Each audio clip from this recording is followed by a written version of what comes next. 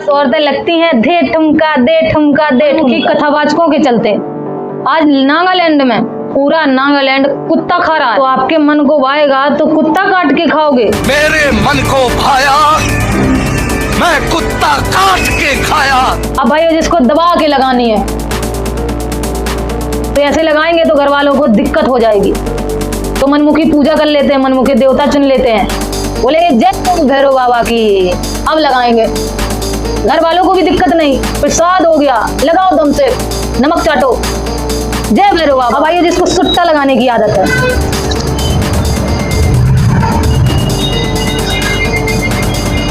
तो उसको मनमुखी देवता भी चाहिए, तो बोलेगा जय भोले जय भोले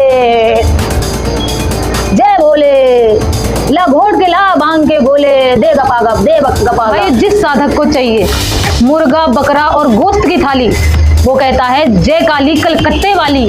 और भाई जिसको बनना है पहलवान, वो कहता है जय हनुमान जय हनुमान।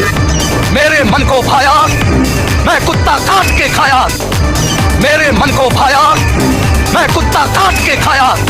तुम्हारे मन को भाएगा तो कुत्ता काट के खाओगे क्या? आगे सनातन में चल क्या रहा है? सावन आते ही जय भोले जय भोले जय भोले, और सावन खत्म होते ही मुर्गा तोले, बकरा तोले, मछली तोले।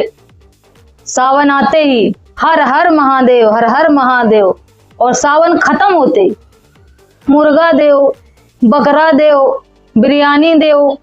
आखिर ये सनातन में चल क्या रहा है?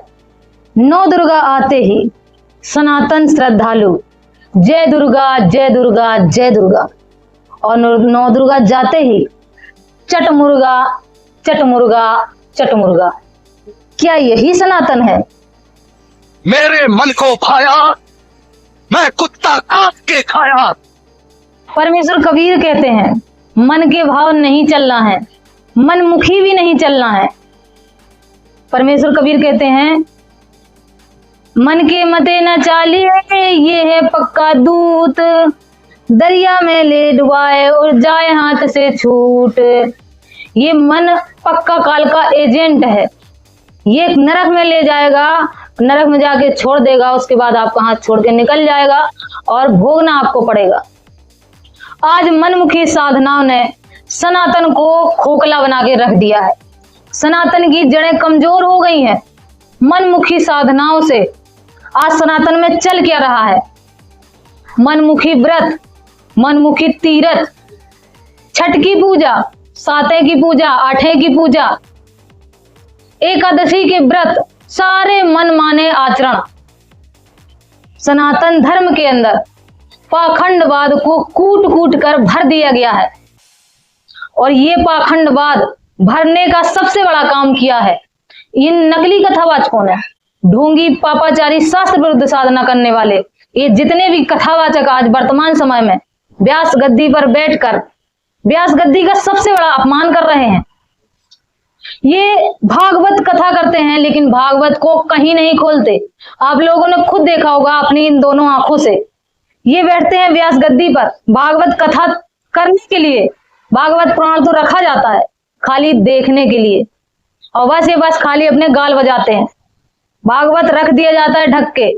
ये राधा राधा गाऊं मैं, श्यामा श्यामा गाऊं, और बस औरतें लगती हैं दे ठुमका दे ठुमका दे ठुमका। किसी को कोई मतलब ही नहीं कि शास्त्रों में क्या लिखा है, भागवत में आखिर लिखा क्या है। मनमुखी कथाओं के और मनमुखी कथावाचकों के चलते आज नागालैंड में पूरा नागालैंड कुत्ता खा रहा है। तो आपके मन को भाएगा तो कुत्ता काट के खाओगे। मेरे मन को भाया, मैं कुत्ता काट के खाया।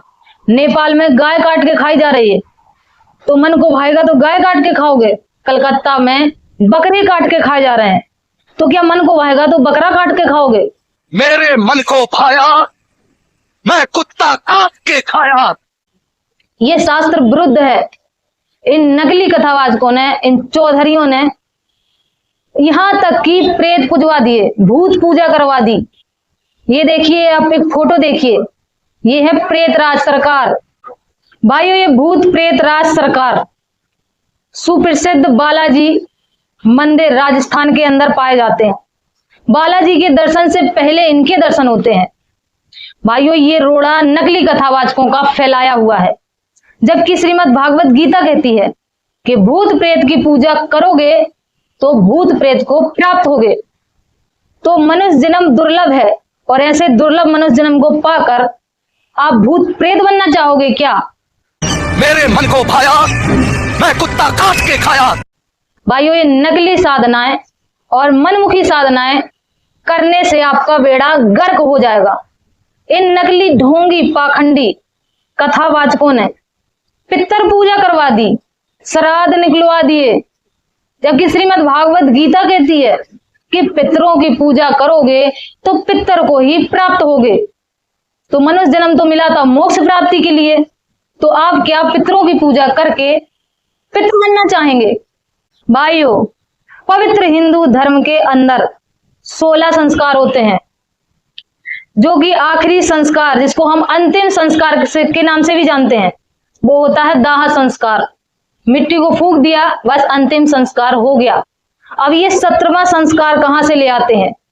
भाइयों ये पेट का रोला है जिसमें ये 17वां संस्कार ले आते हैं और 13 वगैरह कर देते हैं। मनमुखी साधना के चलते आपसे 13 पुजवा दी, पितरों का भोजन निकलवा दिया, पितरों के आगे अगरबत्ती लगवा दी।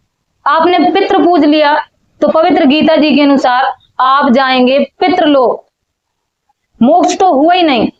भाइयों मनमुखी साधक है तो मनमुखी साधनाओं का चुनाव भी कर लेते हैं और मनमुखी देवता भी चुन लेते हैं। अब भाइयों जिसको दबा के लगानी है तो ऐसे लगाएंगे तो घर वालों को दिक्कत हो जाएगी, तो मनमुखी पूजा कर लेते हैं, मनमुखी देवता चुन लेते हैं, बोले जय भैरव बाबा की, अब लगाएंगे। घर वालों को भी दिक्कत नहीं, प्रसाद हो गया, लगाओ दम से, नमक चाटो, जय भैरव बाबा। अब आइए जिसको सुट्टा लगाने की आदत है,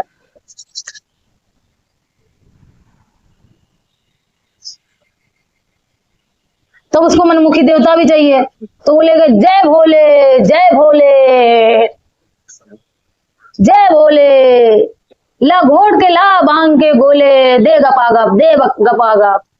भाई जिस साधक को चाहिए मुर्गा बकरा और गोश्त की थाली, वो कहता है जय काली कलकत्ते वाली।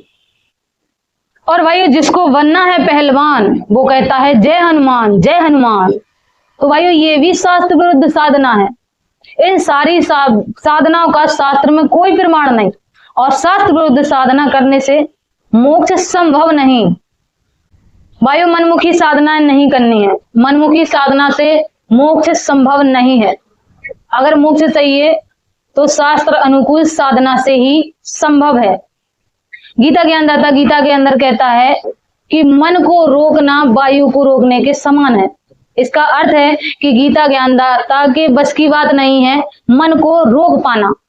भाइयों यहाँ पर एक गुण रहस्य की बात बता दें कि ये मन भी गीता ज्ञानदाता काल ब्रह्म ही है और इस मन को रोकने के लिए पूर्ण संत की शरण में जाना होता है। पूर्ण संत वो सत्य नाम का जाप देते हैं जिससे मन को रोका जा सकता है।